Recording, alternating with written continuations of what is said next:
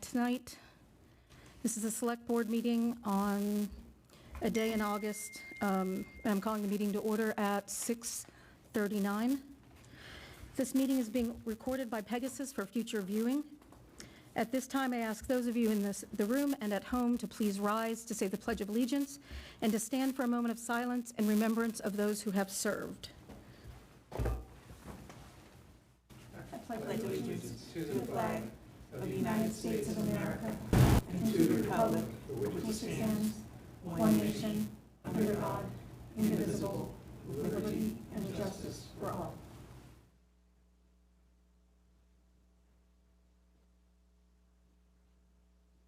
Thank you.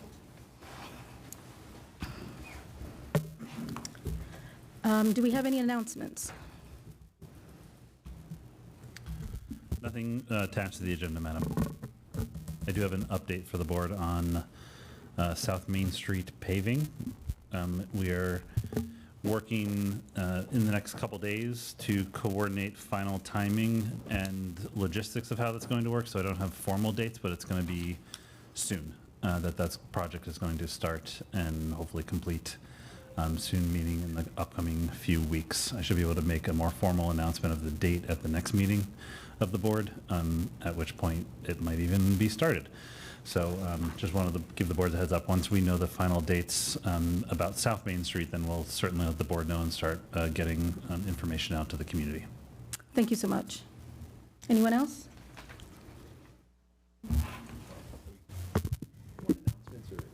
Announcements. I have a brief announcement. Last year, I was appointed to the MMA's Public Works, Transportation, and Public Utilities Committee as a select board representative. There are proposed bills in the House and Senate that would allow municipalities to remove abandoned utility poles, charge utility companies for the removal, and allow for fees to be charged to utility companies. I am testifying before the Joint Committee on Telecommunications, Energy, and Utilities on October 12th.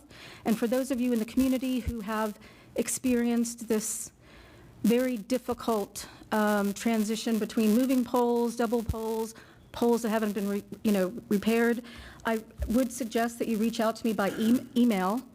To inform the rest of the board, I would ask you to send it to selectboard@natickma.org.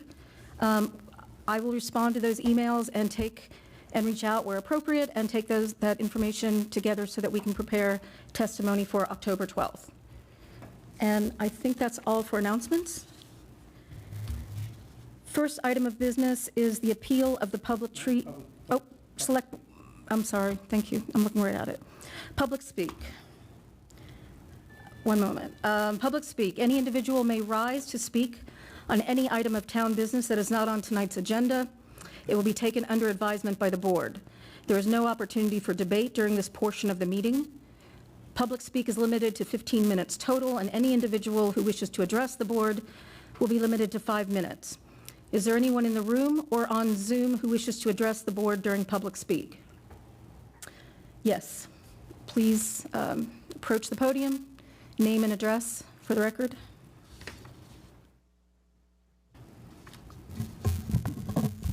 Thank you, Madam Chair. Good evening. Paul Joseph, member of the Select Board, 10 Carlson Circle. I'm speaking in my capacity as a private citizen and not in my role as a Select Board member. Very briefly, for the board and for the community's awareness, 2 announcements I'd like to make personally. Number one, I want to make the announcement that even though I've ran for a 3-year term for a seat on the Select Board, I intend to serve that full 3 years proudly. I've been very honored to do so. But when I did run, I also was very clear to those that supported me that my intention was to serve for one and only one term. So I'm announcing tonight that I'm affirming that statement, and if anyone is interested in the role of Select Board and running in the March election of 2024, there will be at least one vacant seat. I think it's the election, there's only one vacant seat. The reasons I'm doing this, and as I said in my campaign, was that I was running on basically 3 major issues. One was that we effectively hired a great town administrator who could potentially serve as a town manager at some point in the community, to navigate economic uncertainty coming out of COVID, and to make government more accessible and equitable for our community members, and primarily through a study and potential change in the form of governance. I feel like I've made accomplishments serving on this board and will continue to do so in the months ahead, and will continue to work towards those objectives even after my term. In my opinion, one of the things that is probably most important in this country right now is that we understand the importance and the separation of powers. We see that even at the national level, the three branches of government have swerved into each other's lanes. We have judiciating from the Senate. You've got executive functions from Senate. You've got legislating from the executive branch and so forth. My biggest concern and my fear about that coming down to the local level is that as we go into a season of discussing major changes to our charter, we've got two bodies, an executive branch and a legislative branch, that are both empowered to take action on behalf of the voters. In my opinion, since it's been more than 40 years, I don't think there's any body more important than the voters in this process. Therefore, I personally will be working in my private time to support the creation of a charter commission and putting that on the ballot in the spring of 2024. That said, I want to invite anybody who is interested in supporting that effort. We are in the process of just beginning. We filed a committee that will be supporting this initiative to place the question of whether to create a charter commission on the ballot. And I want to be clear, if people are interested in participating in that process, to please email info@natickcharter.org. And we'll happily add you to that list in building a coalition of people that will be advocating for community members to sign that petition and to educate and bring greater awareness and hopefully greater inclusion and involvement in the process of governing. Ideally with the goal of creating an elected charter commission which is mandated or which is governed by Mass General laws. I also want to be very clear for the record, I do not intend to run for a charter commissioner seat. Thank you. Thank you, Mr. Joseph.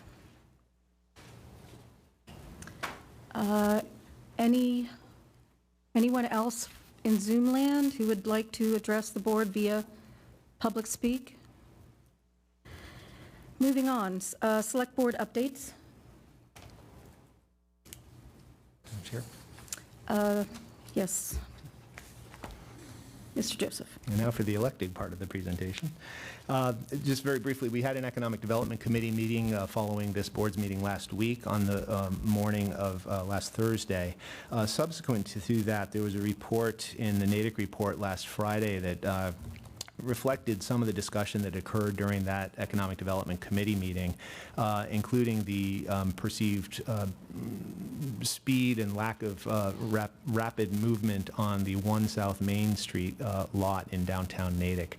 I want to be very clear. I think the article did an honest job in reporting the information, but I think the context of the information got conflated, or issues were conflated and taken out of context from my read on it and my being present there. And I just want the community, based on some reading that I had seen in Natick Talks and some comments that I've heard directly, to understand that there is a very complicated and a very public process to getting sites permitted, to building buildings, and a collaborative effort to hopefully design and build something that is consistent with what the community wants to see, what an investor and a property owner wants to do, and what the government can and can't get involved in. So in my subsequent conversations with the property owner and some other interested parties in Natick Center, I think we were in general agreement. This is a very positive project for the community. There is momentum that is behind there, and the places where things have stalled have been either issues of process or in terms of just reaching out pure economics, getting contractors, getting responses, and so forth. So I just wanted to be very clear that any perceived criticism or any what I consider negative tone that came out of reading of that information was, in my opinion, personal opinion, and that of others, not necessarily inclusive of the entire conversation or reflective of the entire conversation. So, thank you. Thank you, Mr. Joseph. Ms. Pope? Yes, thank you, Madam Chair. Small update.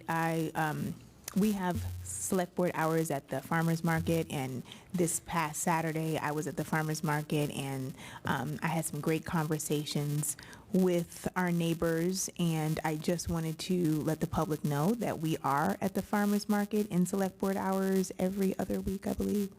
And so you should come.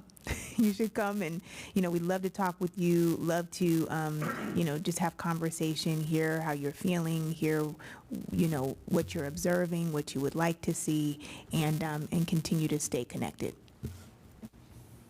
Thank you, Ms. Pope. Any other select board updates? Moving to discussion and decision. Item A, appeal of public tree hearing from July 20th, 2023. Mr. Westerling from DPW, Director of DPW. For the chair, good evening. With the help of the town administrator, I'd like to walk you through a brief slide presentation. It's similar information to what I presented to the select board last Wednesday, so I'll move through it with a little more, with less focus on details, but happy to answer any questions along the way.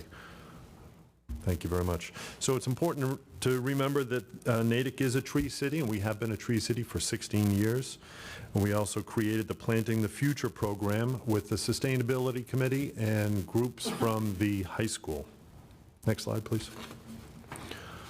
Brief background, we are completing $3.6 million worth of roadway construction this year. As part of that, we identified 11 trees that must be removed to accommodate that work, essentially to comply with ADA and complete streets. There were 31 additional trees that were identified. Those are low-risk trees, but those are trees that we believed would be compromised based on the work that we were doing in the street and the sidewalks. So we held a tree hearing on July 20th of this year for 42 trees. And we did receive written objections. And Chapter 87 of the Mass General Law states that we cannot remove trees if we receive objections. So that's why we're here this evening. We are appealing objections for 6 trees. One of those trees was from that original list of trees that must be removed, and the other 5 trees are requested by abutters. Next slide, please. The list of trees for this appeal, there's 1 tree at 15 University Drive, and that was from the original list that must be removed. And the next 5 are all trees that were requested by the abutter. There's 1 tree at 6 Beverly Road, there's 1 tree at 7 Melvin Road, and there are 3 trees along the frontage of 4 Longfellow Road. Next slide, please. This is a locus map showing the tree locations in the East Natick area, and you can see the one on Beverly, 1 on Melvin, and then the 3 that would be at the intersection of Longfellow and Euclid. Next slide, please. And then this is a locus map of that tree location at University Drive. And I want you to take note of the fact of the intersection of University Drive and Strawberry Hill Road. That I'll discuss more in detail in a moment, but this tree is very near that intersection. Next slide, please. So why do the trees have to be removed? The trees can limit the width of sidewalks, and the roots cause the pavement to heave on those sidewalks. Removal of the existing pavement is an intrusive process that affects the tree's roots. Damage to the tree's roots causes long-term issues for the trees. And the roots that are higher than the sidewalk cause ADA and access problems. Next slide, please. These are the 6 trees. The upper left, you'll see the tree at 15 University Drive. And this, again, was from that list of must-be-removed trees. And I met with the town engineer this past Monday. There were 3 neighbors who showed up to hear why the DPW was interested in removing this 1 tree. Of those 3, the direct abutter who lives at number 15 University Drive was also in attendance. And as I mentioned, the intersection of Strawberry Hill is right near this tree. And we're going to be regrading that intersection. As it comes in now, it's a very steep intersection. So we're going to be grading that so that it's less severely steep. That was poorly worded, so that it's not as steep. And that will also impact the contours and the layout of the sidewalk there. You can see from the picture that it's also heaving the sidewalk and it narrows the sidewalk. At the end of that meeting, all of the 3 that were there in attendance agreed that that tree should be removed, including the direct abutter from number 15 University Drive. And we did commit to planting a tree on his property to help offset the impacts of the removal of this tree. So we've already made arrangements with him, and the discussion continues. The other 5 trees, 6 Beverly Road, that tree has a lot of damage on the trunk. It's also heaving and narrowing the sidewalk.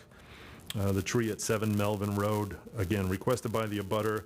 That tree has really been destroyed by the necessary trimming around the utilities. And then the other 3 trees in front of 4 Longfellow, those are all heaving the sidewalk. Their roots are poking through the sidewalk, and 2 of them narrow the width of that sidewalk. Next slide, please. So at the DPW, we respectfully request that the Select Board vote to order the removal of the trees listed in this appeal per Massachusetts General Laws, Chapter 87, Section 4. And that concludes my presentation, but I'm happy to answer any questions. Members of the board?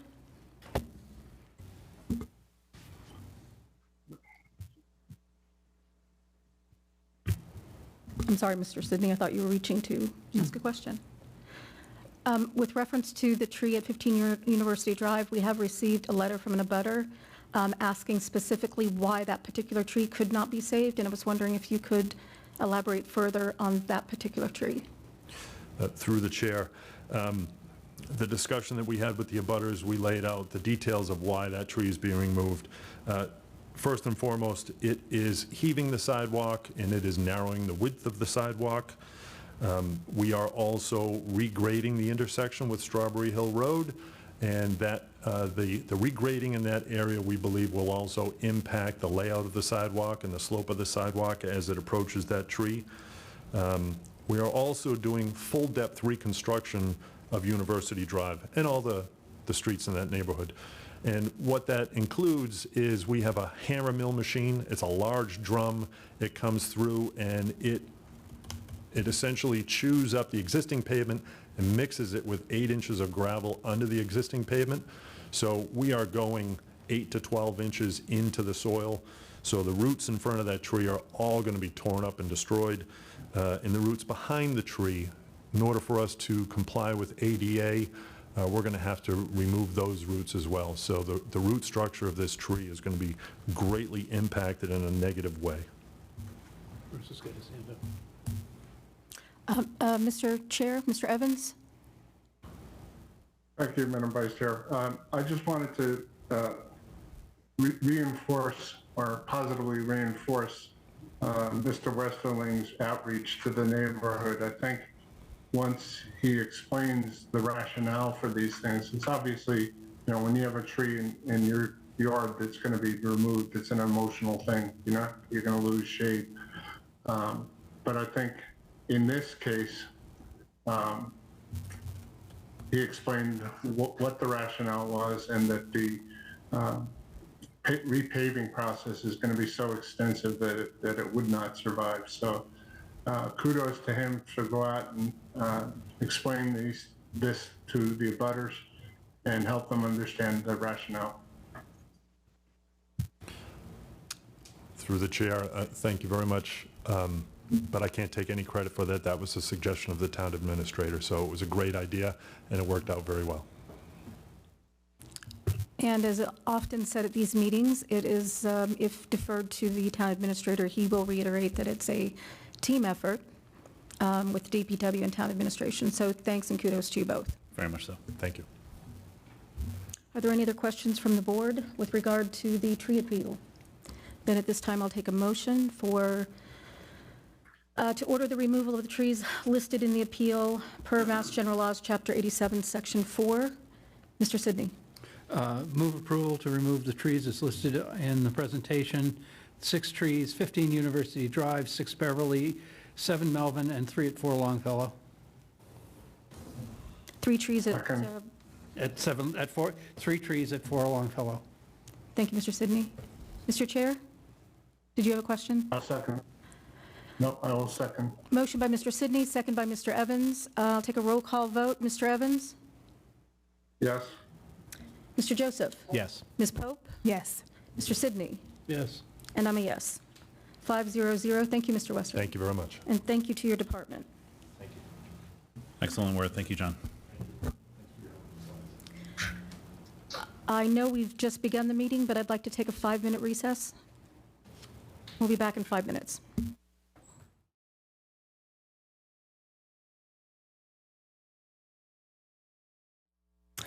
Thank you. We're back. Second item on the agenda is consideration of potential Select Board-sponsored 2023 Fall Annual Town Meeting warrant articles, and to consider any other warrant articles to discuss for the 2022 Spring Annual Town Meeting, which we will do last. I would like to offer mine and the board's heartfelt gratitude to the Charter and Bylaw Committee, which has spent more than 20 times over the last 7 months, sometimes 2 meetings a week, reviewing every article of the town's charter, doing intense research, and discussing ways to make the town more efficient and efficacious for its residents. The Select Board has also been engaged in a similar, though less intensive, process. I firmly believe that the participants in this process earnestly want what's best for the residents of Natick. At this time, I do not know if the CRBC warrant articles have been submitted as finalized. I do believe that the time has passed for discussion of joint sponsorship of the warrant articles which bear on Select Board authority or which affect the TA's authority and/or job scope, which is about 10 to 11 of the many articles that have been prepared. But tonight we do have with us special counsel to the CRBC, Attorney Paul Durensis, to answer questions that the board may have with regard to items that have been raised both in discussions and as a result of the process that we've engaged in. Mr. Durensis, could I invite you to come and sit amongst us in this friendly chat? And I will open it to the board members for questions and comments. Could I say something up front? I would like for you to say something up front, so please.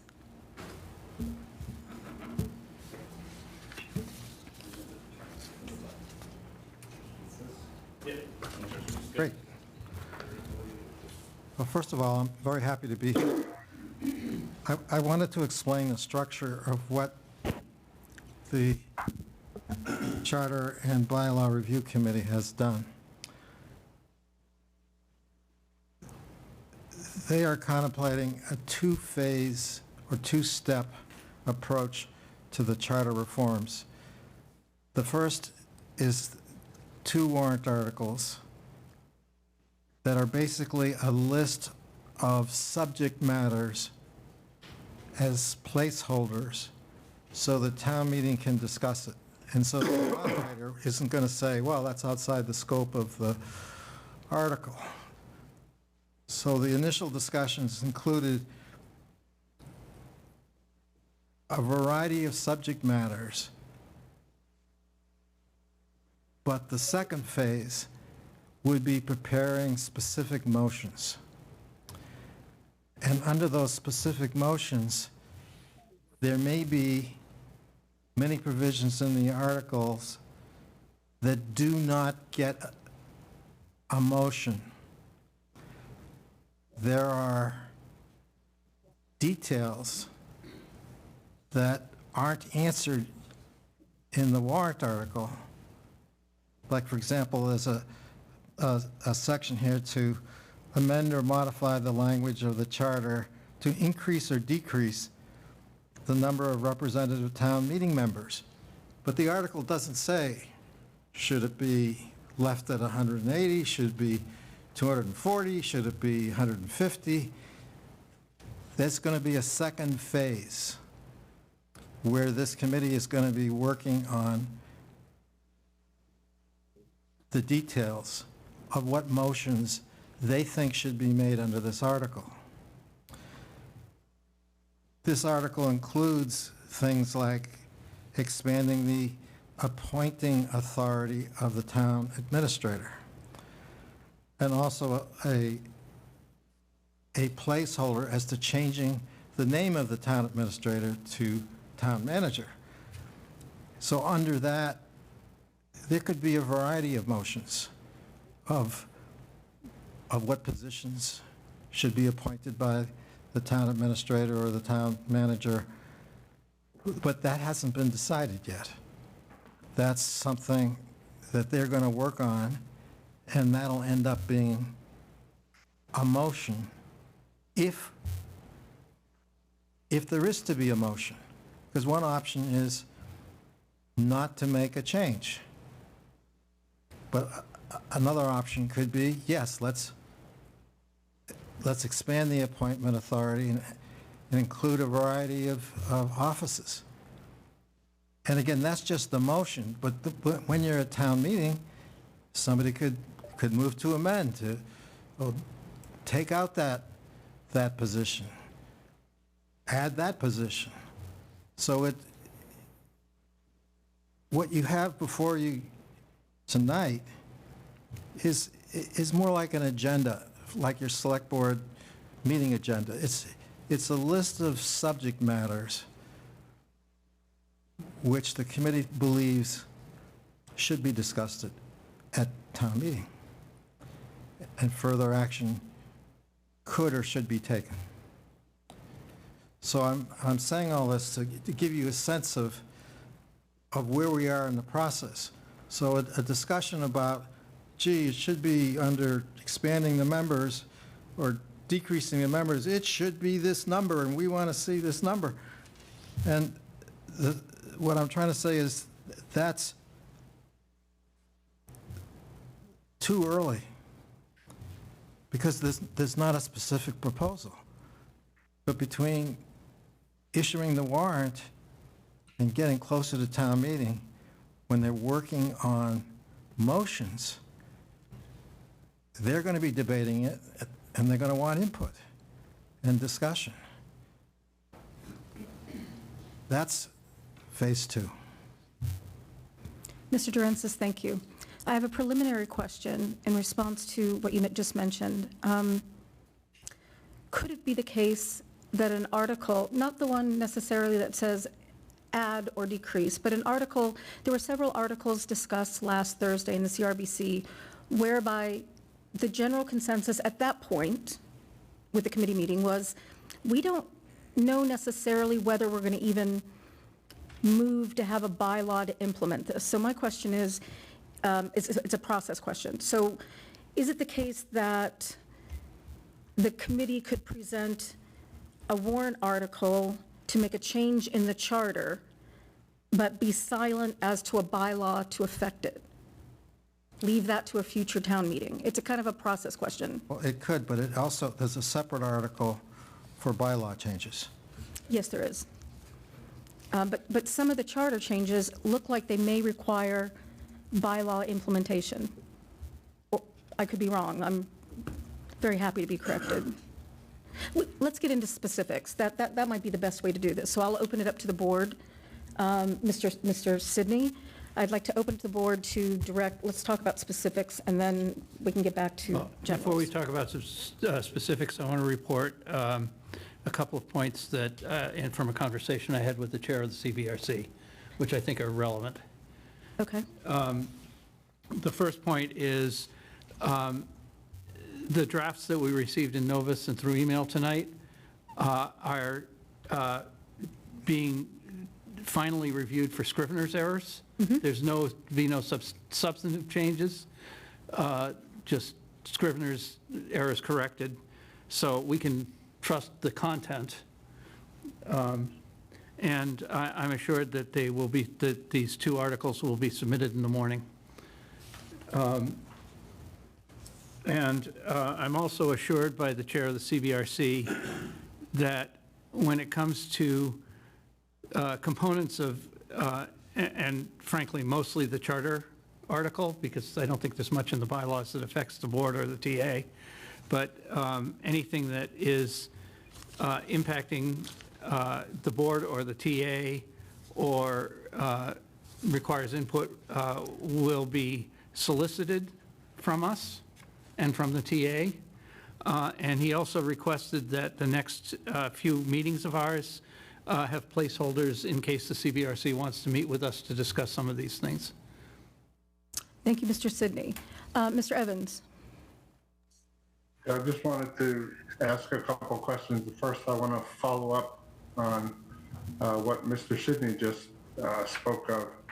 I think that we really need to understand You will note that in Nova's agenda, there are separate articles that were submitted as placeholders by the town administrator for things like appointments and so forth.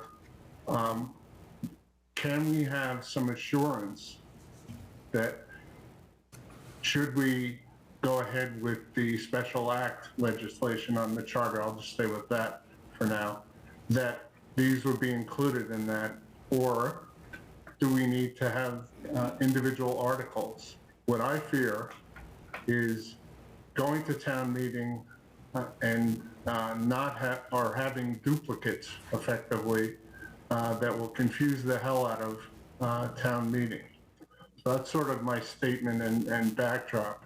What I also am heartened to hear is that the CBRC is actively soliciting my input. And that's great news, but where the rubber hits the road is actually doing so.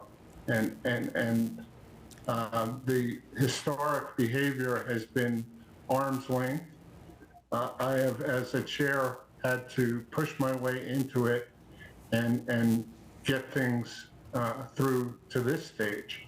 And there's a short window between when the warrant is signed off and published and when the actual motions need to be reviewed by not only the board, but FinCom, and to be ready for town meeting. So I don't want to just leave it to, oh yes, let's just leave a spot on the agenda for them if they decide they want to come in and talk to us. That's not good enough. We need an active partnership, okay? And I want that message to ring loud and clear. Thank you. Thank you, Mr. Evans. Mr. Sidney, I'm going to ask you to wait a moment. I had some comments that I was going to make about the process at the end and suggestions for going forward. I'd like to make those now. If I could respond to one thing in particular that he raised. Yes, Mr. Sidney. Just because the CBRC sponsors this warrant article, it has space for us to put our own motions forward, should we desire to do so. Okay, so along those lines, talking about going forward, so this is kind of an odd out of sorts. I would hope we would have hammered through some of the specifics and questions before I actually raised this. This process has been marked by, however unintentional, miscommunications, some mistrust, not clear coordination on behalf of the Select Board and the CBRC.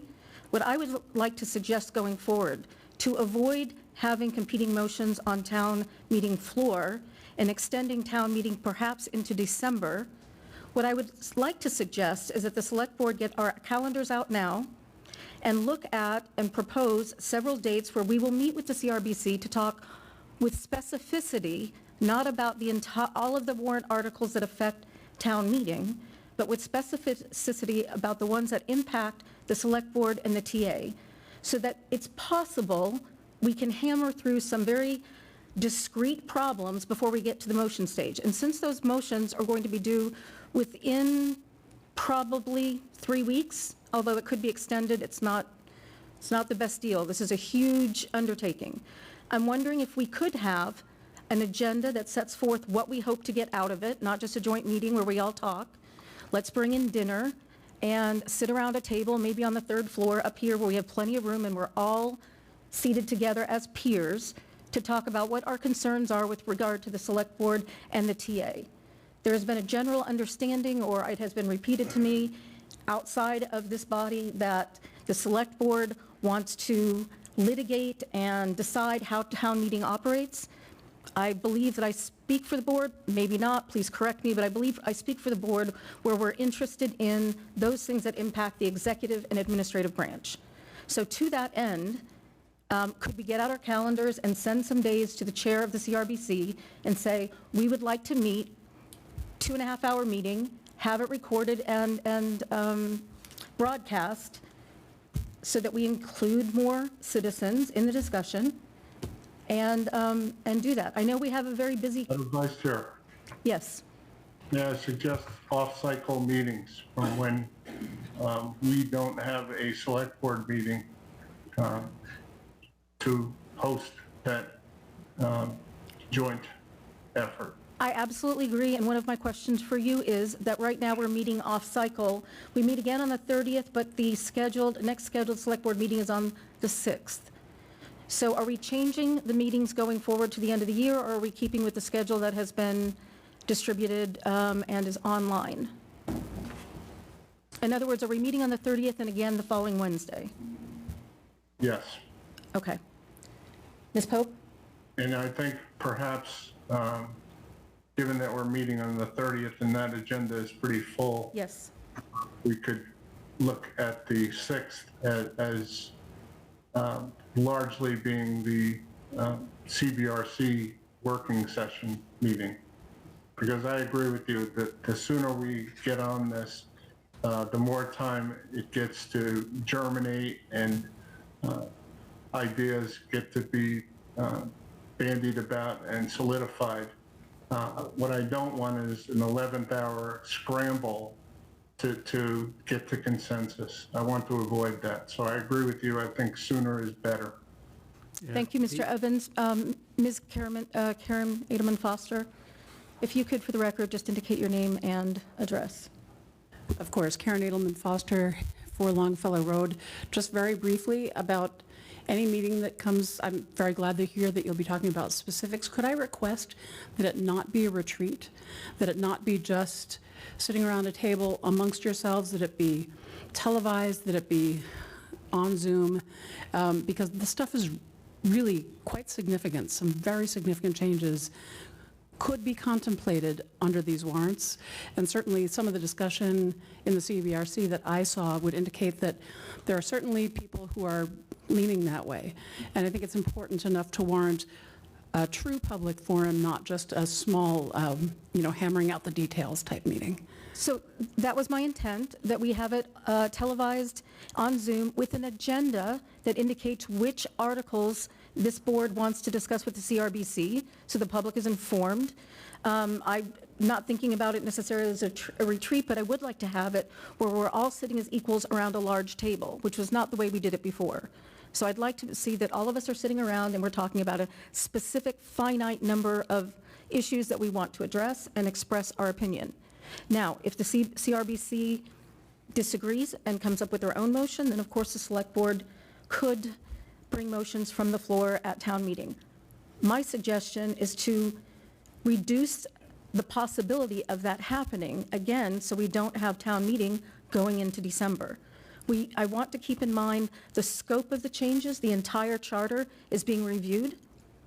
And I want to keep in mind that the board has identified 10 or 11 of those articles that we would like some input on. And so that's my intent in raising this issue. Mr. Evans, you mentioned taking it as an off-site meeting on September 6th. May I suggest that we pick at least another date so the CRBC can consult among themselves to make sure that they're available? And in addition, the 6th is the one date I can't make it. Maybe that, I'm sorry, I'm trying to bring up my calendar here. So on the week of the 6th, their meetings have typically been the Tuesday and Thursday when they've gotten really busy. So, I don't know what people's schedules are for the 5th or the 7th, but those are also possibilities. So maybe if we just circle those 3 dates, the 5th, 6th, and 7th, and see what people's availability is on both committees. Mr. Evans, Mr. Sidney can't make it on the 6th, so I suggest the 5th and the 7th, and also the 6th is at 5 o'clock, the town clerk's retirement party before our select board meeting. So that would kind of, I don't suggest that we go have cocktails before this meeting. So, along those lines, Mr. Joseph? If I may, Madam Vice Chair, I cannot make it on the 5th.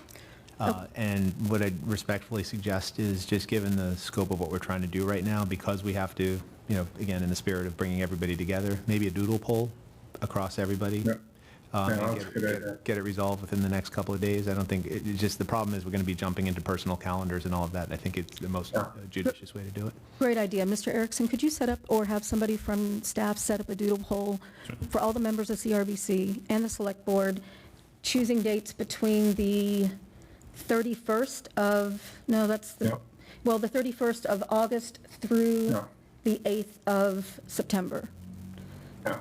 with a start time at around 5 or 5:30, just yes, no, or maybe? Yes, Mr. Sidney. I'd like to suggest maybe we try to find 2 meetings, because we'll have discussions about specifics of the motions, and then either us or the CBRC will go back to construct the words, and then we'll probably want to have a second meeting to go through the details of what they come back with.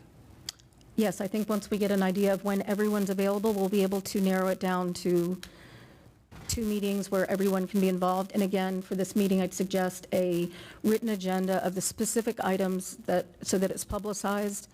I'd also like to contact the Natick report, make sure we get the public involved.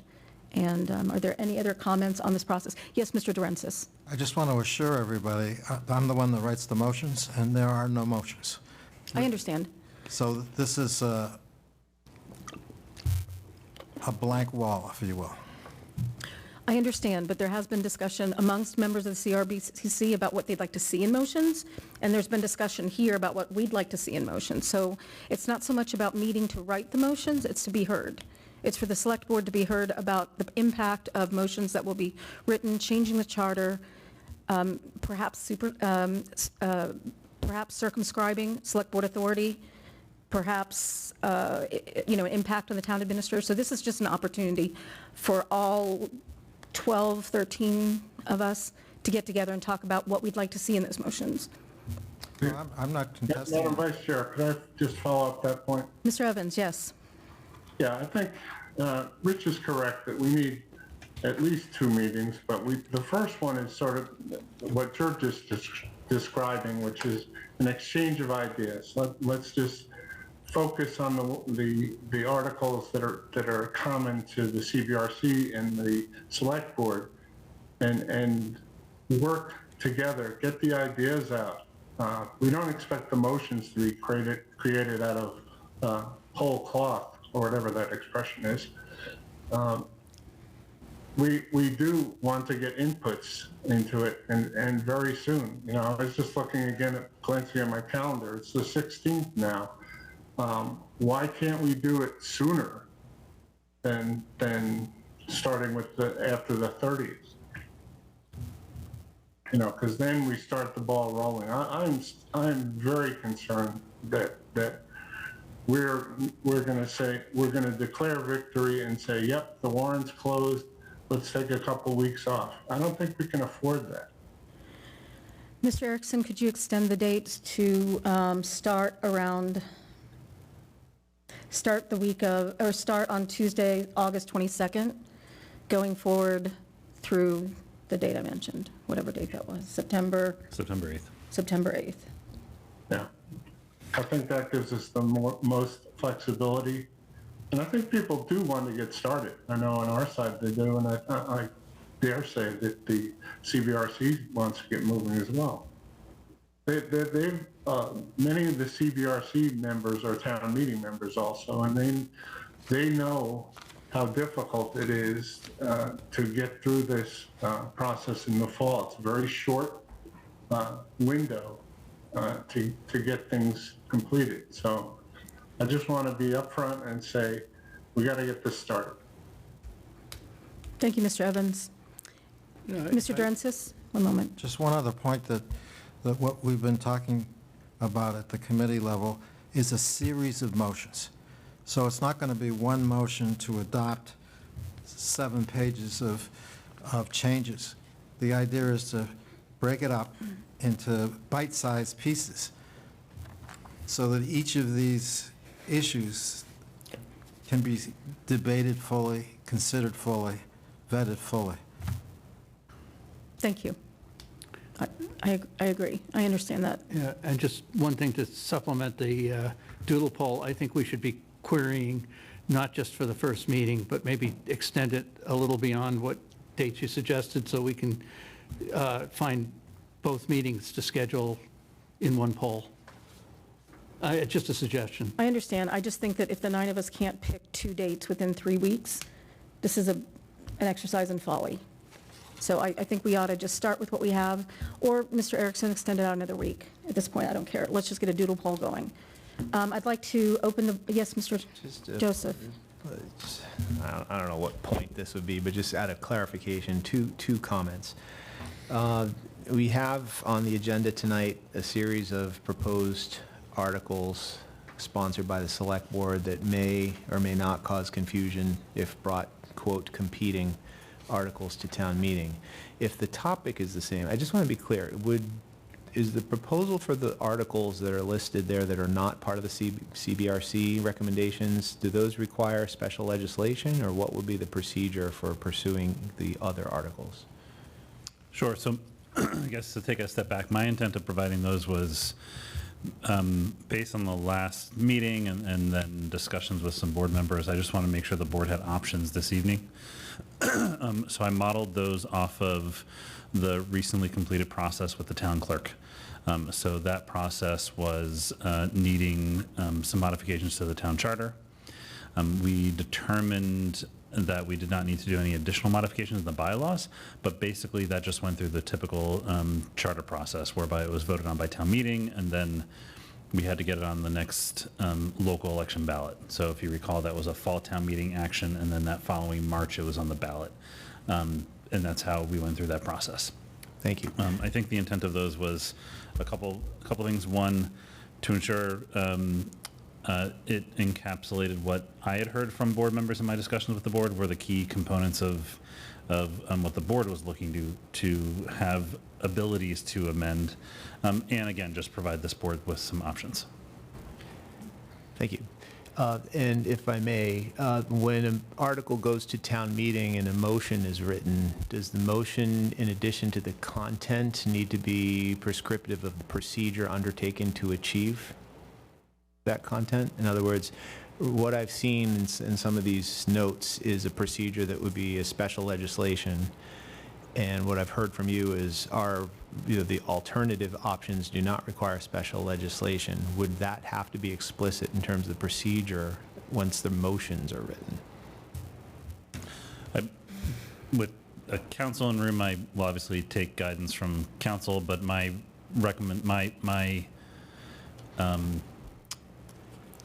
in my opinion, the motion would outline the procedure that would be taken, meaning this is a home rule petition special act, or this is a charter change that would then go to the vote of the voters. Is that what you're essentially asking? Right. Yep.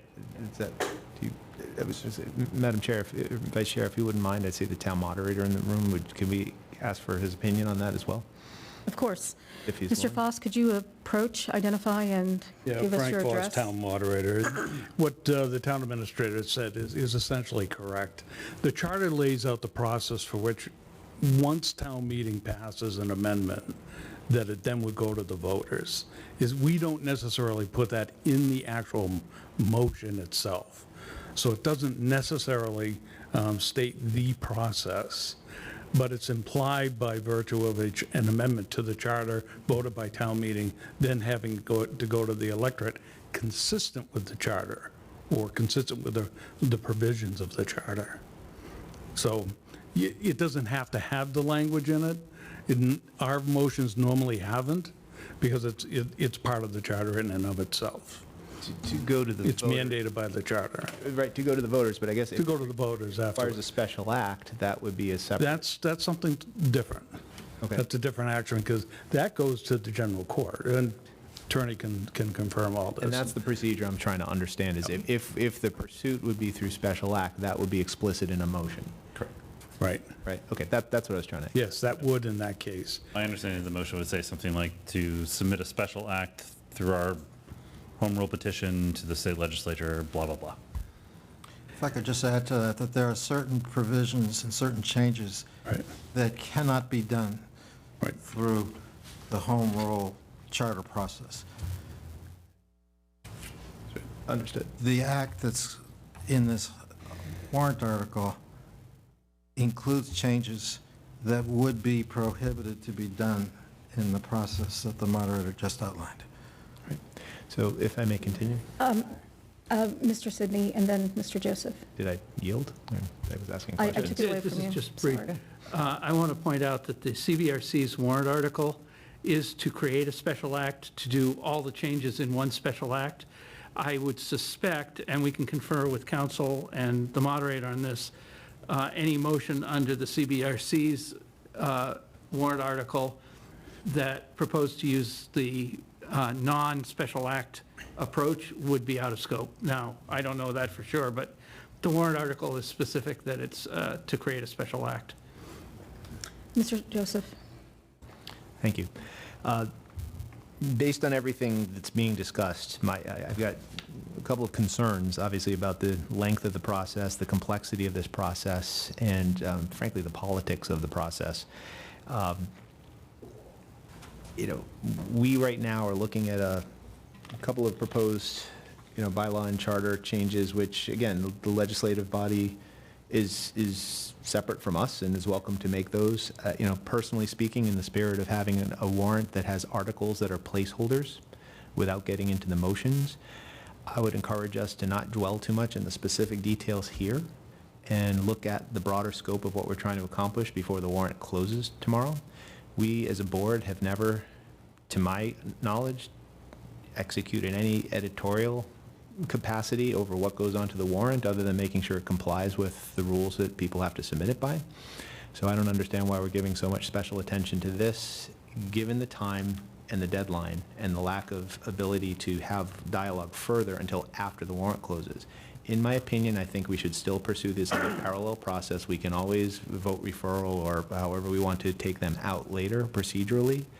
But in the spirit of trying to move forward, we're spending a lot of time talking about details that have to come out in a motion, which I've heard we're going to be meeting and collaborating on. Great. I'd like to spare us some time tonight in dwelling on the details here and say it sounds like we've got a process.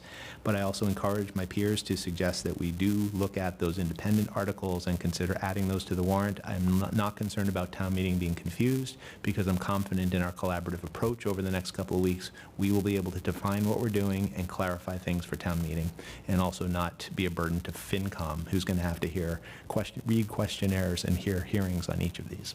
Thank you. If a warrant is put on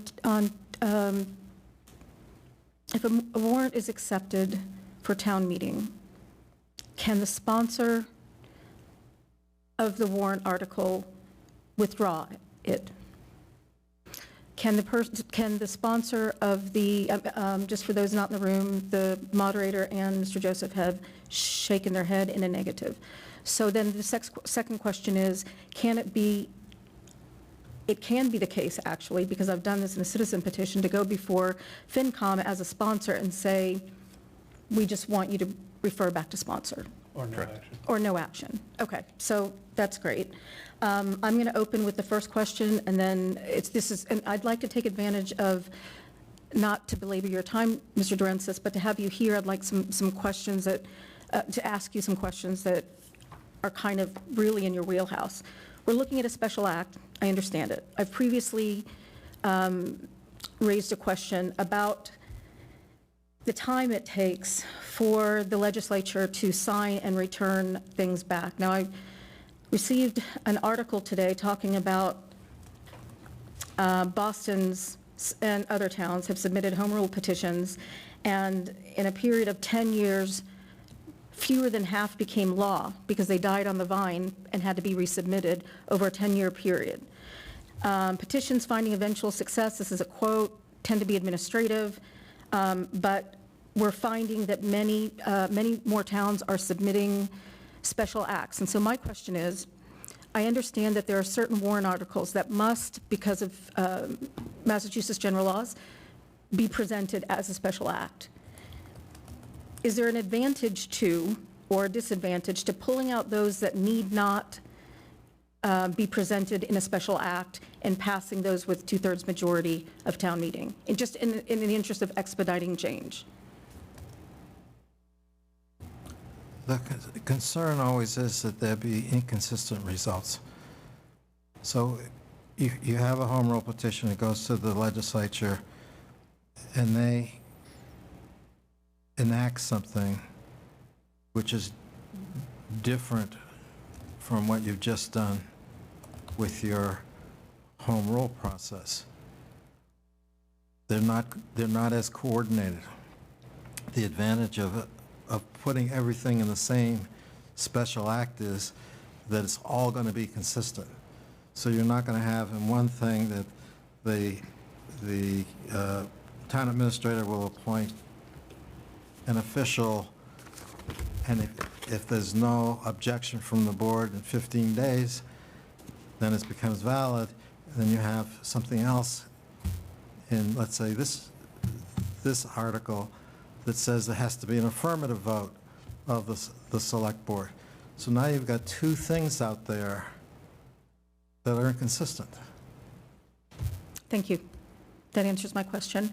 Other members of the board with specific comment on the articles or questions that affect select board or town administration? Ms. Pope?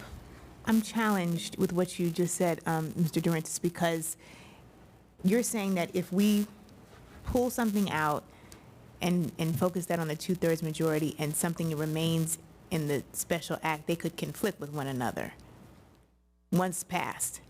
Yes, assuming both pass. But one is to- if we pulled something out, what is the overlap that remains?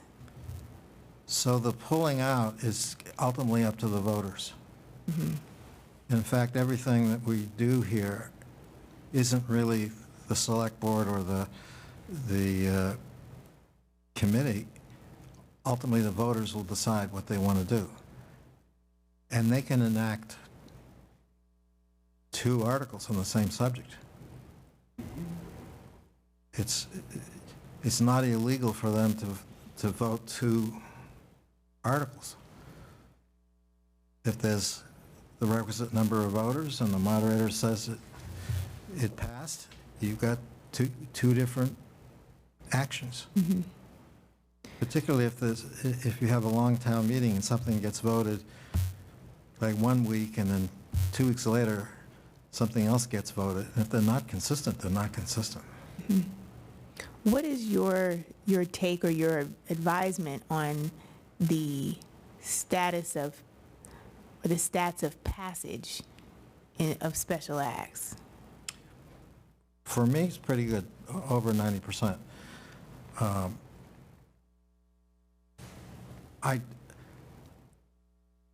I'm a sitting town council for half a dozen communities, and I often interface with the legislature. So a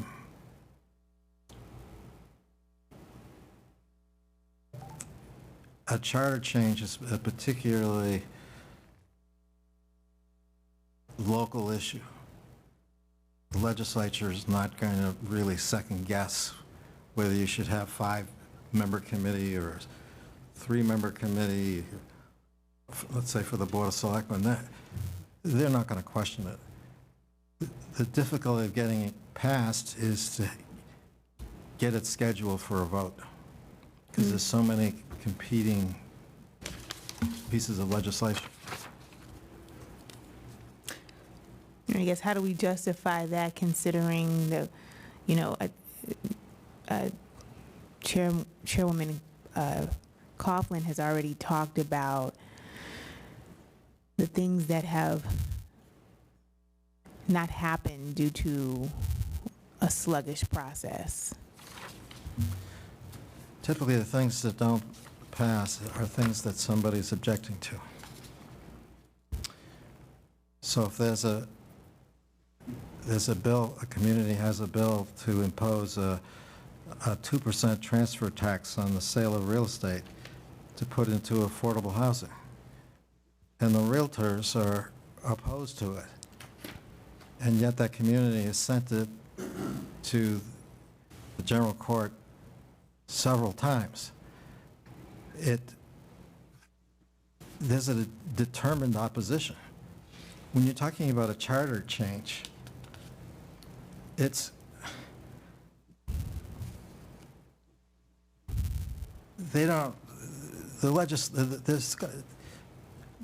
not going to be an organized group opposing a charter change. Could I add on to that? Because you just succinctly explained the roadblock I was having. So, for example, I'm looking at the examples of bills or home rule petitions that are waiting in no man's land. They have to do with things like rent control petitions. There's lobbies that are lobbying legislators to not sign that. I don't know that there's going to be a paid lobby to get the ear of a number of legislators to say, we don't think the town administrator should be a town manager. So that, am I right in restating it that way? Yes. So essentially, the ones that are going to die are the ones that can't get a hearing in the joint committees or in the House or Senate because of lobbying efforts that disagree with the 2% surtax on real estate, things like, or high-dollar real estate sales, rent control positions, waiving 39-year-old age cutoffs to become a Boston police officer. Those, we have unions, things like that. So that just kind of connected where my disconnect was in terms of where we are. Just 1 minute, Mr. Joseph. Mr. Sidney? Yeah, and I'm sorry to put you on the spot, but we have the Assistant for Municipal Affairs of Senate President Spilka. I wonder if she'd be willing to say something about the process in the Senate that this charter special act would go through and its likelihood of getting supported. Anything you can talk about there, Karen? Thank you for the question. So now I'm speaking in my capacity, in my work capacity. I'm the Director of Municipal Policy and Community Engagement with Senator Spilka, and I had actually received that question from the Vice Chair, and I got the message back that it really depends, that it's extremely unpredictable, that it has to do with the complexity of the legislation, other things that are going on. It was not a simple or predictable answer. So I'm not sure I can completely confirm what Attorney DeLaurentis has said or contradict, just that it's basically unpredictable. Simple things tend to go faster. I'm not sure if multiple charter changes would be considered simple or not. Thank you, Ms. Edelman Foster. Mr. Joseph, and then Mr. Evans. Along those lines, I guess just illuminated by that example, would a town requesting to eliminate legislation to put a cap on the seating for restaurants to have a liquor license be considered complex? And how long has it taken for that was passed last fall to be passed? Mr. Durensis, for a point of illumination, the town passed a home rule petition and sent to the general court a request to, backing up somewhere around 2000 to 2002, the then select board renounced its authority to regulate and promulgate alcohol policy within the town, and wrote a special act, sent it. It was approved, and that is how our liquor license were previously are distributed based on seats. Now, subsequent to that, with this select board, about a year ago, we brought to town meeting a change in the special legislation to remove the seat requirement to make it easier for restaurants to be in business in Natick. And we've been waiting a long time for that, so that has not happened. And I'm going to follow up on Mr. Joseph and just say, I don't know that there's a concerted lobby, other than maybe, I don't think there's a concerted lobby fighting that. So I guess what we can take away from this is it's not cut and dried. There are a number of issues that are being examined in the charter. Many of those things are... But can I answer that? Oh, of course. So I have one of the communities where I'm town council, we had a citizen petition for a home rule amendment having to do with a liquor license in connection with a particular development. And they wanted, the legislation basically said that this development in this location would have a liquor license. And it passed. Yeah, the legislature wanted to make a few changes. They asked me if changing in wording was okay. We were fine with it. It passed. It's law. And on the bigger issue, I participated in the drafting of a complete charter from A to Z that converted a town that had a representative town meeting to a council form of government, abolishing the town meeting and having a 9-member council. And the thing was pages and pages long. And it passed. What was the time limit? Do you remember? Do you recall? I don't recall the time. But you didn't have to resubmit it at the end of the legislative year? It passed in the time, I mean, in the session that it was introduced. We didn't have to redo it. And there was a ballot question at the end, and it passed the ballot question. I'm going to call on Mr. Evans and then Mr. Joseph. Mr. Evans, you had your hand up for a while. A process question again, which is, you know, if we go with the special act, who will shepherd that through the legislative process? Mr. Town Administrator? Sure. Thank you for the question. I've personally never worked on special acts, but I'm assuming it would be similar to a home rule petition type process, yes, whereby the request would come back to this board to then submit to the legislature, which is basically handled through Representative Linsky's office, and then it goes from there into the legislative process. Mr. Joseph? A couple of quick questions and comment, maybe. I guess so, based on the attorney's feedback about what has worked in the past, on cases you were working on specifically, so were you acting essentially as a lobbyist for your clients in those cases? I don't want to use the word lobbyist. I have not registered as a lobbyist, but I used to work for the general court. Let's put it that way.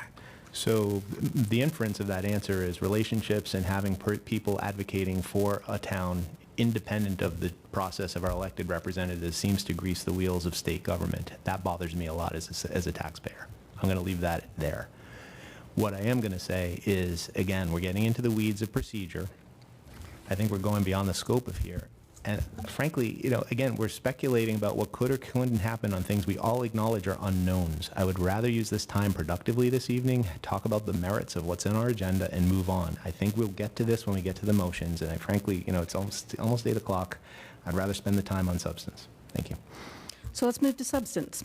Do we have substantive questions about substantive warrant articles that deal with Select Board and the Town Administrator from this board? Mr. Joseph? Not on this specific CBRC memo. I do have on the individual articles.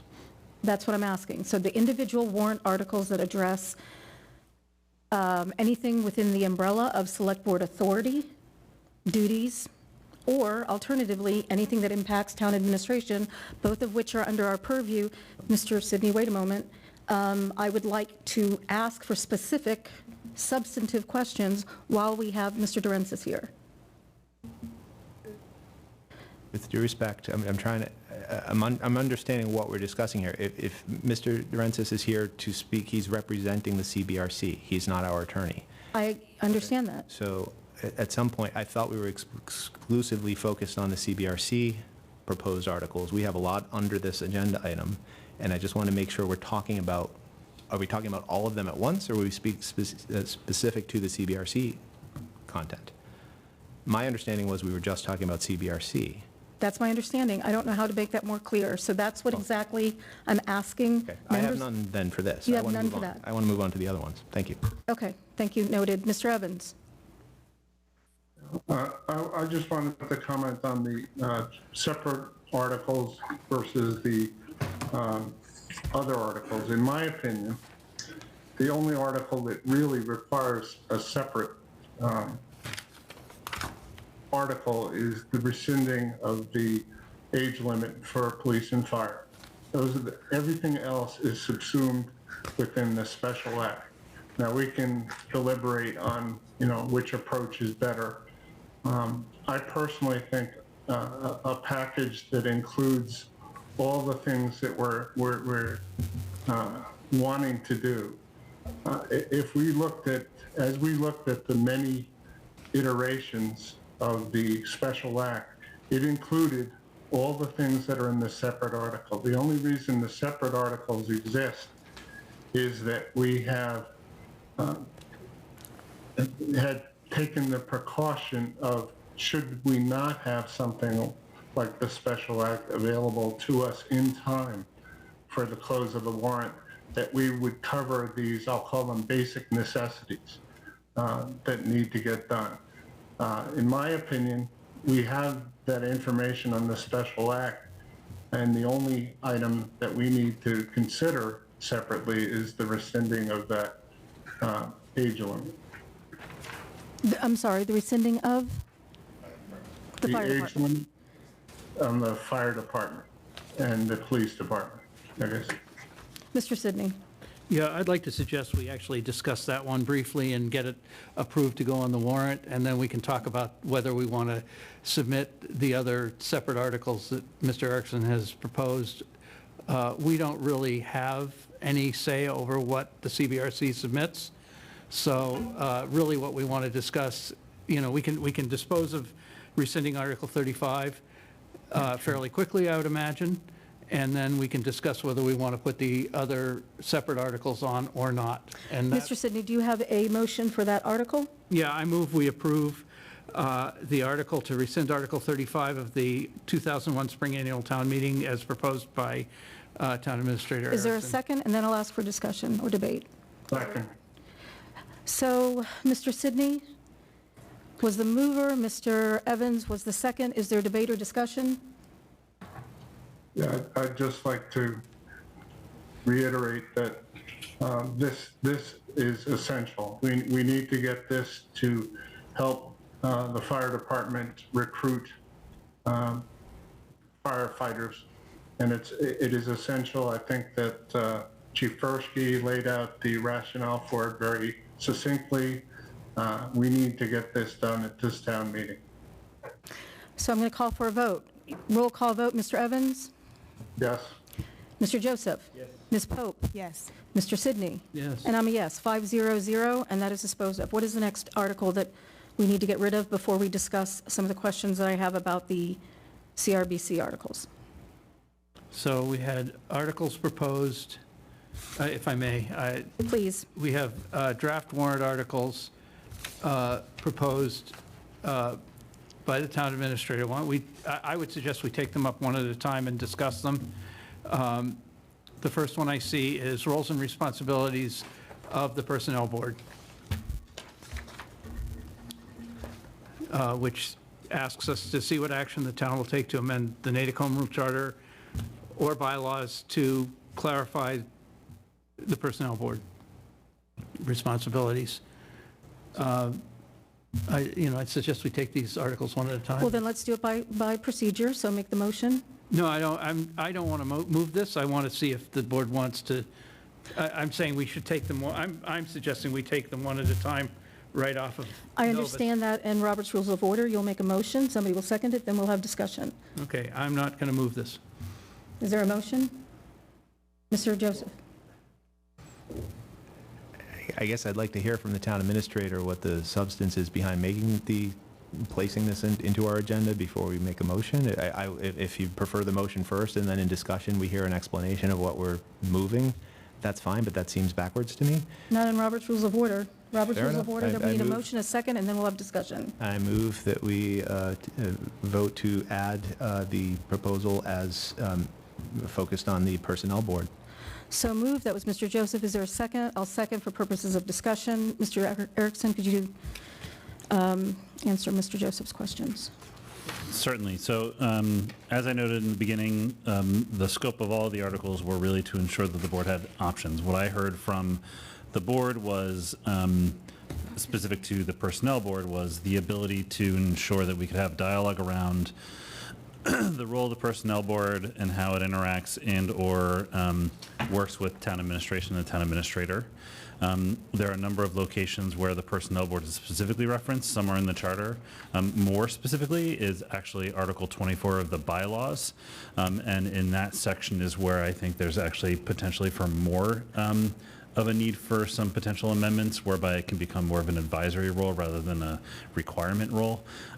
One question that I do have, maybe it's not appropriate to answer it now, but one question I do have for the CBRC motions is I'm not clear whether or not amendments to Article 24 of the bylaws would be covered under the, because the bylaw doesn't require special acts, nor do I see it in the bylaw specific motion, is actually covering what the full scope of this article might be able to cover. Could I Mr. Durensis. say that there is a charter change that deals with the Personnel Board? Understood, but this is about bylaw changes as well. Article 24 of the bylaws is actually very specific to the Personnel Board and its role and how the town administrator works with it. So and the charter actually is very minimal changes as far as I've viewed it. Article 24 of the bylaws actually specifically is very specific to the role of the Personnel Board. Mr. Joseph. In light of the comments made by the town administrator, I suggest positive action on the proposed motion. As I indicated at the beginning of this agenda item, I think it's important to have a belt and suspenders approach to what we're doing right now. There is no harm in adding to the warrant. If we decide later to remove it, that is fine. But given this late hour and the process of filing the warrant, which closes tomorrow at 5 p.m., I just feel more comfortable if we have these specific things that are important to the executive branch of this government to be on the warrant. Thank you. I will second that because I was not aware of the bylaw implications of this, and it seems to me that the special act may not cover this. So reluctantly, I'm agreeing that we may need to approve this separately. And as Mr. Joseph mentioned, if this is a belt and suspenders case and we find that we're wrong, after the warrant closes, we can remedy that by saying thanks, but we're withdrawing this. Any further discussion? Mr. Erickson? No, having the version, this sort of final version now is, I'm not aware of it either. I just don't know. So I don't mean to not have provided this guidance earlier. I'm just seeing this sort of the final version here for the first time right now, so. And it sounds like the belt and suspenders approach is something this board has embraced in the past, and there doesn't seem to be any harm in passing this to be placed on the warrant. Does anyone disagree? Comments, thoughts? I can read you what the proposed article, the CBRC article says about the Personnel Board. If you could identify the paragraph number for those of us who have it here. Madam Chair, can we get the mic closer because I can barely hear what he's saying. Thank you, Mr. Evans. It's paragraph 20. To amend or modify or to remove the current reference to Personnel Board and its role in Charter Article 4, Section 4-24, to provide, one, that the town administrator may be assisted or advised by a Personnel Board, and two, that the extent of the role of the Personnel Board, if any, be specified in a bylaw. A question. Mr. Sidney? Yeah, this is probably a question for the moderator. Would bylaw changes to Article 24 of the bylaws be within scope? Could you come to the mic, please, Mr. Moderator? Not. No. No, that's clear. Thank you, Mr. Foss. So it's my understanding that we need a bylaw. Mr. Erickson, please. Sorry, one thing I noted in paragraph 17 of the same document that you're referencing, noted, and perhaps it's a language clarification that I just need to be aware of. It says to amend, and it's not related to Personnel Board, it's more of a broader question, if that's okay with you, Madam Chair. Yes. It says to amend or modify the language of Charter 4 and other associated references within the charter to rename town administrator to town manager, to provide additional appointments to be made by the town administrator, whether in charter or in bylaw, to authorize contract, blah, blah, blah, blah, blah. Is the intent of that, where it says in charter or in bylaw, to be inclusive of anything that's also in the bylaw? And if so, would that be more appropriate language to include throughout this document, such as, for example, in paragraph 20? So the idea here is for the charter is the governing document. It's like the Constitution of the United States for the nation.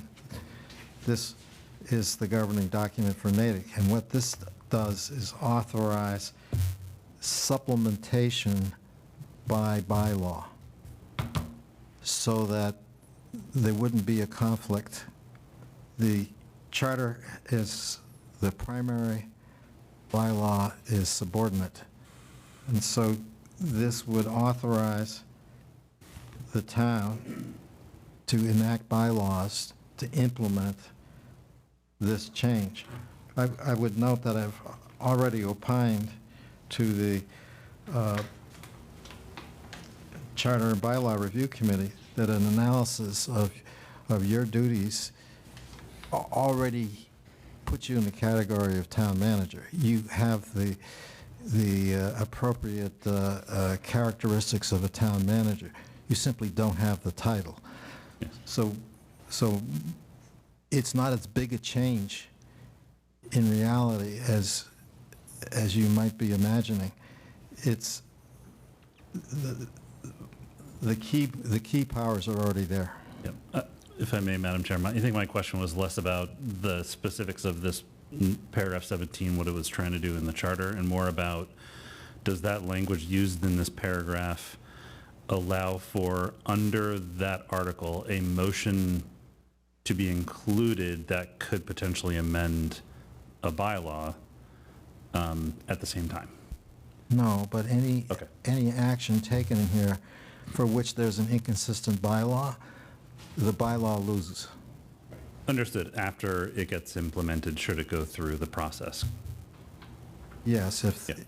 if the charter says that X will happen and the bylaw says X will not happen, X is the law and it will happen. Okay. It's a state act, this home rule petition. It's state law. State law So then, trumps all bylaws Okay. inconsistently. if I may, because it does relate back to the Personnel Board section, the article that was just discussed about potential sponsorship. Back to paragraph 20, because some of the provisions under Article 24 of the bylaws, if the paragraph 20, which talks about the charter changes to the bylaws and the role of the Personnel Board, were to change that to strictly advisory, would that automatically then change Article 24 of the bylaws, which talks about it not being advisory? Would not. Any bylaw inconsistent with the charter fails. But it's an existing bylaw. Fails. I think that, No, I think you really should talk to your town council, because Yeah. I got a different response in another issue some time ago. Okay. That even if we made a charter change, and we have a standing bylaw which is authorized by charter or an extension thereof, and I think it was a question about the days we meet town meeting, and it was a question about, the times and things like that. If we changed our charter, our bylaw is not changed unless it's inconsistent. That's correct. But if the charter still says that it'll be conditioned by bylaw, and there is an existing bylaw, that bylaw still is in force. And I think that's what you're saying, isn't it? Because you're not amending in paragraph 20, you're amending only the charter, you're not amending the bylaw itself. right, but the bylaw has components in it that I would argue imply, in the case of the Personnel Board, that there's a must going to the Personnel Board rather than a advisory role of the Personnel Board. So if the charter says that the Personnel Board is advisory, but the bylaw says it's not advisory, it's a requirement, Yeah, They need to be consistent, is, I think, what we're all kind of collectively saying, but one can't just trump the other one without it. I understand what the council's saying, but I don't think that's the answer I got from our town council. Okay. So I think you should have Ms. North look at it and look at our condition specific Okay. as to what the town council may or may not have before them. Okay. So I guess depending on legal counsel opinion, 1 second. this may address my questions or concerns. It may not address it, so. Well, let me just point out that this is intended to be a state law. When this gets enacted, it is state law. The process that I heard being referenced here is the charter change process, the home rule charter change process. There's case law up and down the years that says that state law trumps local law. Okay. That's helpful for me to understand how the interaction works. That's one of the reasons why you want to do this by special act, because it cleans up a lot of things. Mr. Joseph? Again, with due respect, I think we're going into a lot of details here, which is great, it's important, apparently inconclusive based on this most recent exchange, that we should consider our own town council to get an opinion. I appreciate the attorney's opinion on this. We're getting into complexities here that I just feel strongly that we're not going to be able to resolve. If we feel these changes are important, I don't see the harm in placing these placeholders on the warrant. I'm just going to keep reiterating that position. I intend to make positive motions on each of them. Thank you. I concur. Mr. Sidney? Yeah, just a couple of points. The stuff we got from the CBRC is going to be submitted tomorrow basically as written. We can't modify it. So just so everybody's aware, because I've heard a couple of comments saying, well, maybe we should change this. We can't. This is the vote of the CBRC. The second thing is, if this goes through a special act, there'll be time to make bylaw changes that correspond to the charter changes after they go to the legislature and the voters. So while I appreciate that the charter change is being done independent of the bylaw changes, and the bylaw changes can't be done under this warrant article, we would risk making bylaw changes before the charter supported them if they were in the same place, because we don't, right? So I just want to, those are just logistical points to pay attention to. So to put those logistical points on a calendar, this is approved in fall town meeting. It's sent to the legislature. It will likely be approved after the March town elections. It'll come back for another local election because Thank that's you. in It'll here. come, I understand that. So that's going to come back for another local, and then that gets approved by the voters. And then for the subsequent spring, and I don't even know what year we're talking about, we can propose a bylaw to support the charter change that will take place. Well, we could put those bylaw changes on the Springtown warrant right after the charter election. Okay. So it would be pretty quick. So along Mr. Joseph's, I believe we have a motion, a second. If there's no further discussion, I'd like to take a vote about placing this warrant article on the warrant. Mr. Joseph, did you have another? Nope, okay. Roll call vote. Mr. Evans? Yes, but with a comment. I'm putting this on solely as a protection. Belt and suspenders. Mr. Yeah. Joseph? Same, BNS. Ms. Pope? Yes. Mr. Sidney? Reluctantly, yes. I have no comment, it's just yes. So it's a 5-0-0. Let's go on to the next warrant article. The next one I have in my window is the one for the appointment authority of the comptroller, police chief, fire chief, from select board to town administrator. Those are two separate warrant articles. Oh, no, it's one. Is that one? It's So one. I provided a couple options. I combined into one article, or if the board wanted them as separate, I moved them. I think it's fine either way. Because- I would go with, personally, I'd go, if we're going to put them on, I'd put them, I'd make it a combined. We can always have multiple motions. Right. Thank you, Mr. Sidney. Mr. Joseph? And if I may, before making the motion, I'm just curious as to what the thought process was to separate them. Is there a reason to consider them separately? I personally don't think so. It's just in the past, we've done sometimes them separately, and sometimes we've done things combined. My preference is combined, but I want to, again, just give Give the us option to the options. board, just in case you did want to separate them out. The uniqueness of the fire chief and the police chief versus the comptroller is the fire chief and police chief are largely, there's also language in Article 24 of the bylaws that specifically talk about the fire chief and police chief appointments that is not in the charter, whereas the comptroller is only in the charter and not in the bylaws. Do I hear a motion to approve in the spirit of belt and suspenders? So moved. Motion by Mr. Joseph, is there a second? I second. Is there any further discussion? And this is for all three, right? All three. I'm On the just same. making sure I get my notes right. All three, all in the same motion, or all in the same warrant article. Is there any other discussion on this? So that was a motion by Mr. Joseph, second by Catherine Coughlin. Mr. Evans, roll call vote. Yes. Mr. Joseph? Yes. Ms. Pope? Yes. Mr. Sidney? Reluctantly, yes. 500, and I'm a yes. I had a question. What, Mr. Sidney, why are you reluctantly saying yes? Because I'm concerned, and I'm reluctant because I'm concerned that the process of taking this stuff through FinCom and town meeting is going to confuse a lot of people and may take up time at town meeting, and that's the sole bit of my reluctance, frankly. Didn't we discuss earlier that these are things we can go to FinCom and say, we ask that you refer back to sponsor or no action? Right, and town meeting still has, is still going to get, we're going to have discussion at town meeting for some people on town meeting floor. That's all. Madam Vice Chair, could I? That's my concern. That's Yes, my Mr. Evans? Yes, Mr. Evans? No, this has to do with, and I had this similar concern earlier about confusing both FinCom and town meeting. I think,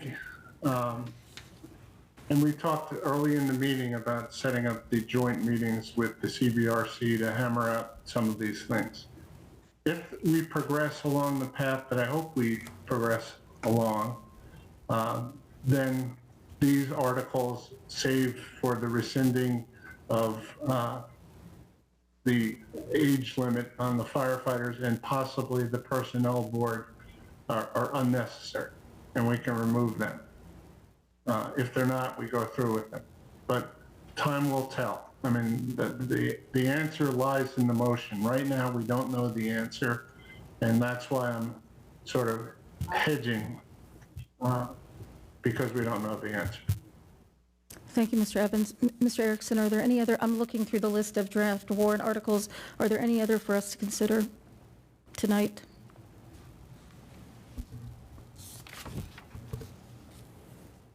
No.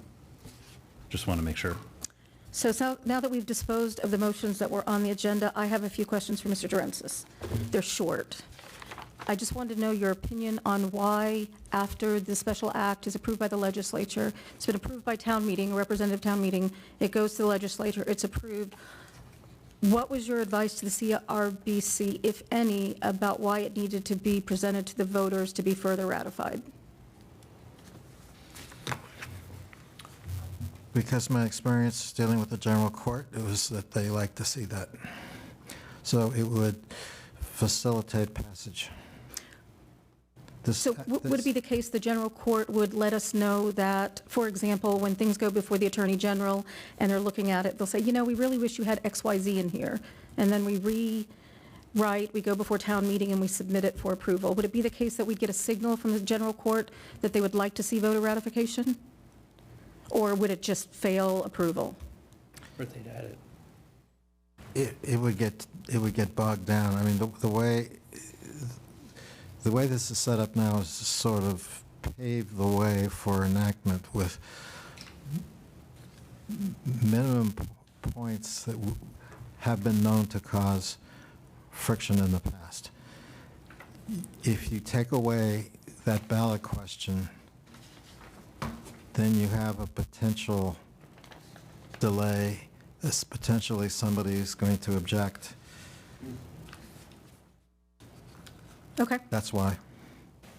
Just felt like it was more than belt and suspenders, and maybe rope and a few other things to hold it up. But thank you for that clarification, I appreciate that. The rest of these, I can hold off. The two questions I had were the special act explanation and the one I just placed. Are there any other questions for Mr. Durensis with regard to the CRBC warrant articles that we would want to benefit from his expertise? My question is, you mentioned that there are certain things that, can't, I guess, be placed on the special act. Is that right? Outside. There's certain things that cannot be enacted by the home rule charter process. The enabling authority says except for certain things. And you said there's some of them here in the document, right? Can you share what those are? Specifically? Essentially, the changes to the town manager. Changes to the Board of Selectmen.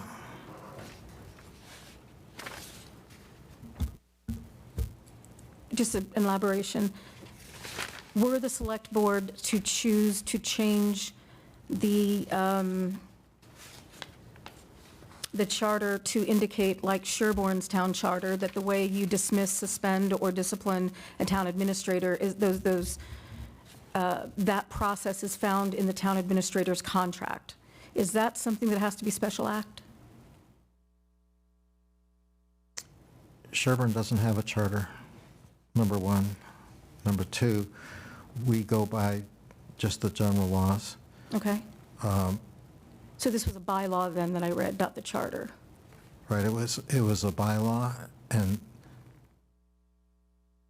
rather than trying to,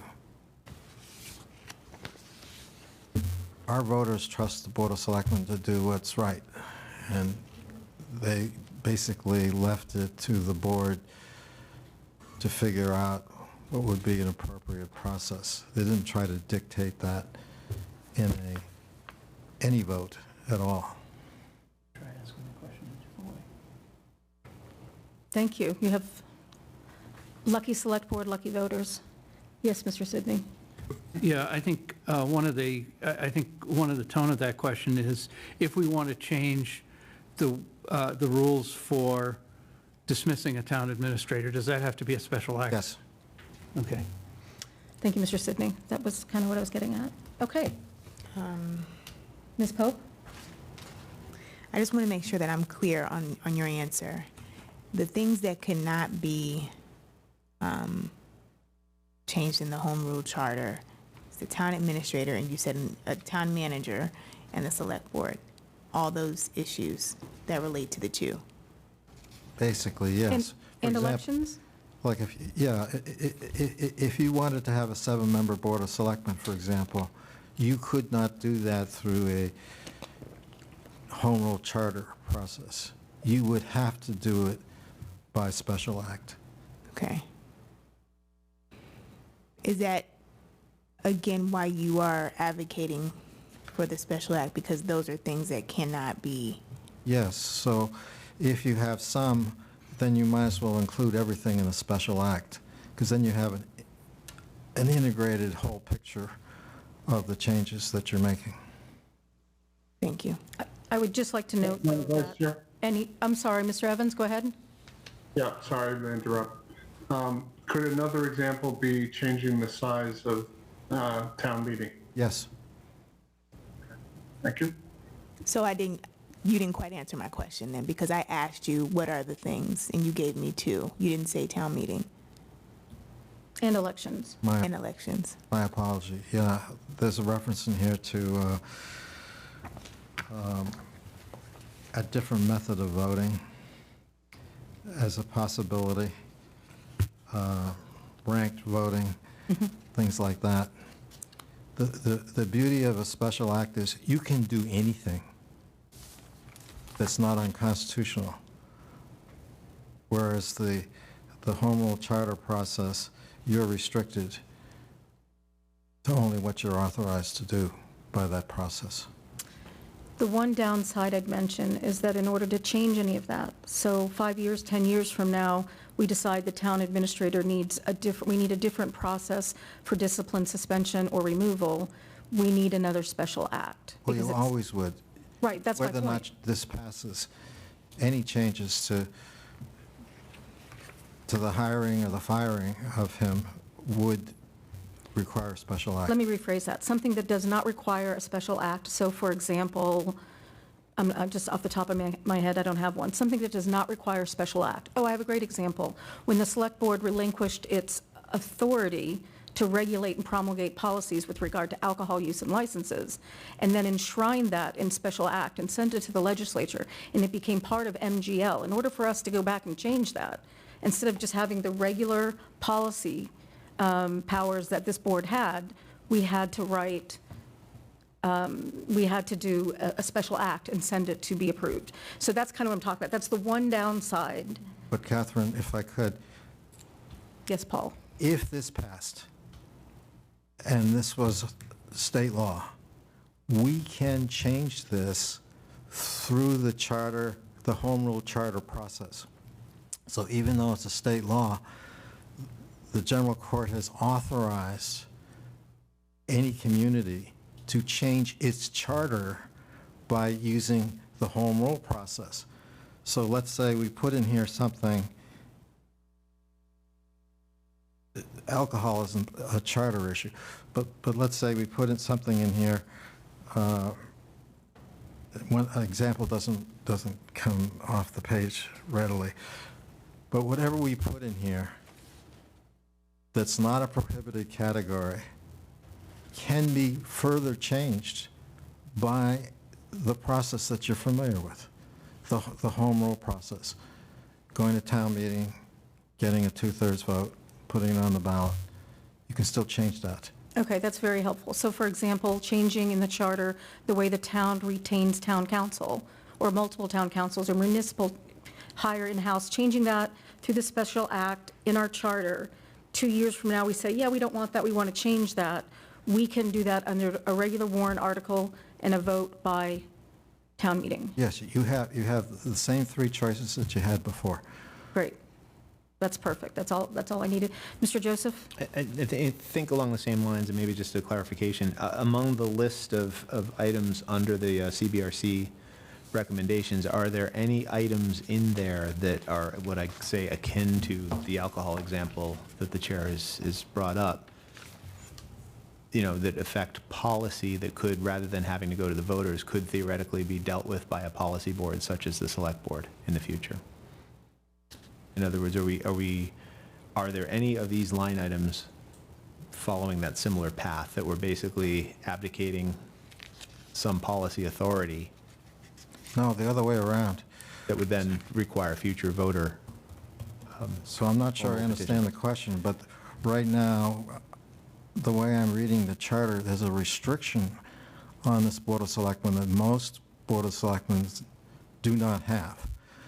And that is that you can only adopt these broad policy guidelines. And no other board that I know of is so restricted. And so the idea in the CBRC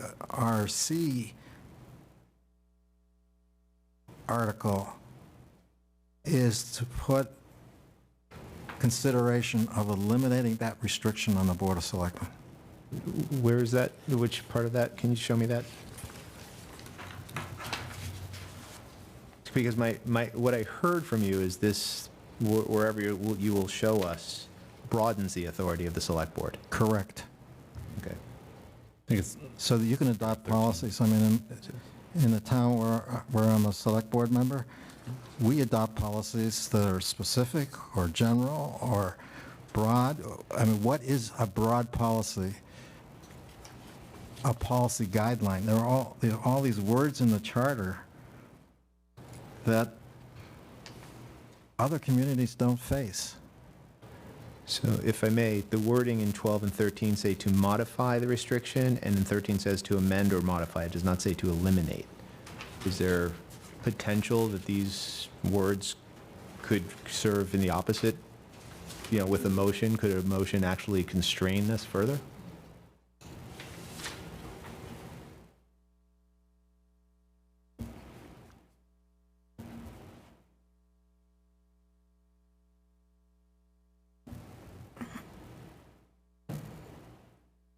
You said 13 or 14? 12 and 13, page 3. 12. At least that's where I was heard when I asked where to be steered. That's where somebody steered me, Yes, so, yes, right. thank you. So that's the correct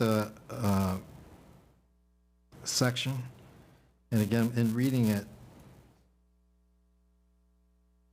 it was identified that this is kind of a unique restriction, that the select board is restricted to adopting only broad policy guidelines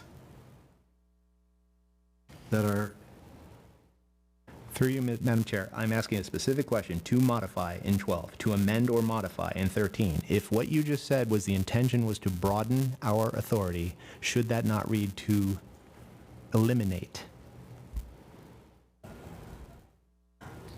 that's included in the word modify. It's potentially included, but it depends on specific language of a motion. Yes, and we haven't got to the motions yet. Understood. This is my only point. It's like we're sitting here with a lot of hypotheticals going around. Why are we debating this now? Until we have a motion, I feel like we're going down a path that it seems like we're going to get to this in the future. Paul, excuse me, Mr. Joseph, is that because when we do motions, the language can be changed? Is that what you're saying? The motion that goes before town meeting is what is voted. These are just the articles to go into the... And so when the motion is made, the language can be changed? Yeah, the language will be Okay, thank you. It'll be narrowed. narrowed, yeah, The specified. language can be changed by any town meeting member, right? long as it's- At any point prior to the vote at town meeting, it can be changed. It has to be brought before the town meeting members, and tweaks can be made.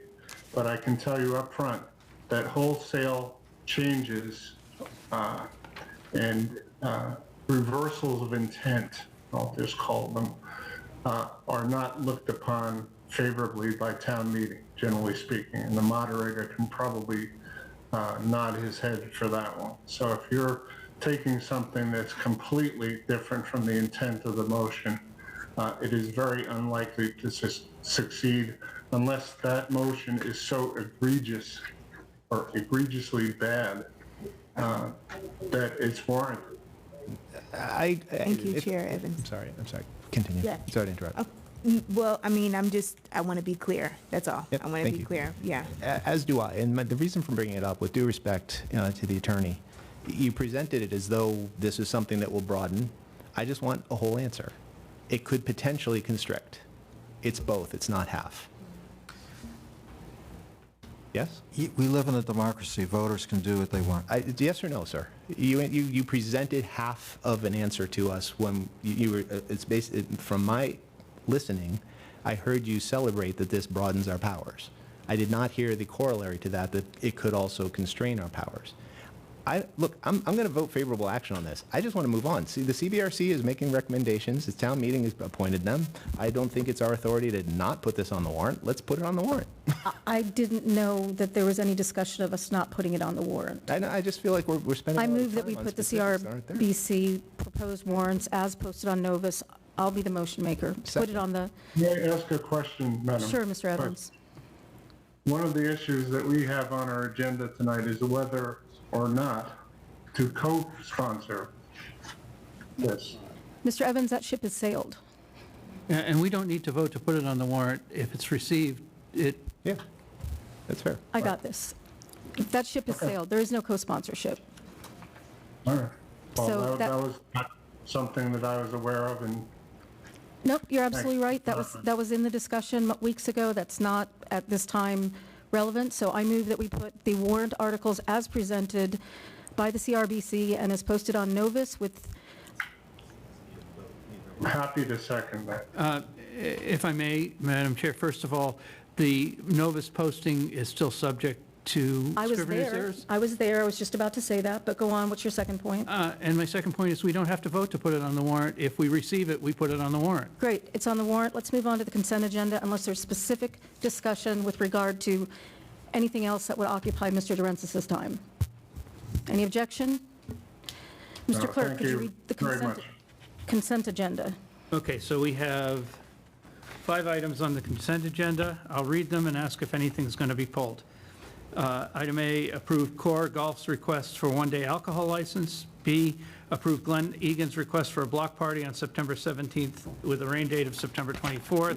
C, reappoint Jeffrey Lewis to the Zoning Board of Appeals. D, approve Natick and Parks recommendation to approve Natick Cultural District's request to occupy the Natick Common on Saturday, September 23rd for Porch Fest. And E, approve Natick Track and Field and Cross Country's request to hold the Frosty 5K on December 3rd at 9 a.m. Anything to pull? Is there anything to pull from the consent agenda, Mr. Joseph? Thank you, Madam Chair. I'd like to pull items B and C. Items B and C.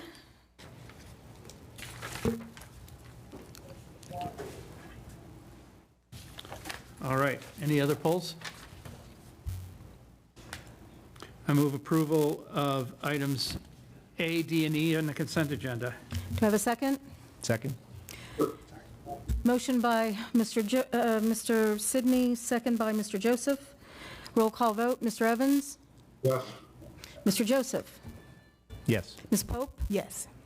Mr. Sidney? Yes. And I'm a yes, 500. Item B. Mr. Joseph? Thank you, Madam Chair. I want to move approval that we do have a recommendation by Deputy Chief Lozon. I just want to make sure that the approval is subject to complying with the recommendations by the Deputy Chief.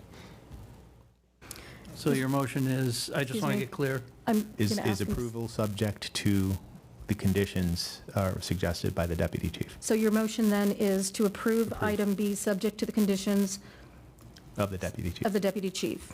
Do I have a Second. second? Second by Mr. Evans. Moved by Mr. Joseph, second by Mr. Evans. Roll call vote, Mr. Evans? Yes. Mr. Joseph? Yes. Ms. Pope?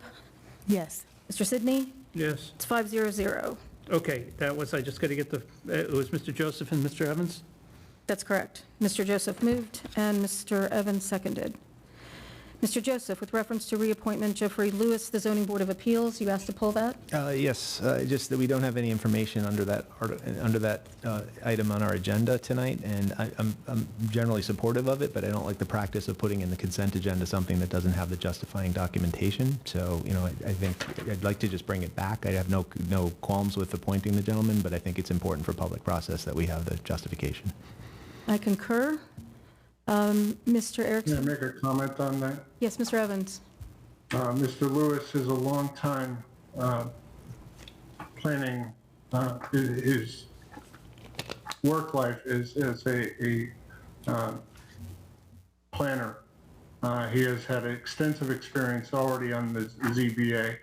I understand your point about having a resume, but to me, his experience, his track record, they kind of speak for themselves. But I'm happy to take this up at the next meeting. That's fine. Thank you, and we are meeting to, assign the warrant on Monday, so it doesn't have to wait that long. That's, That is true.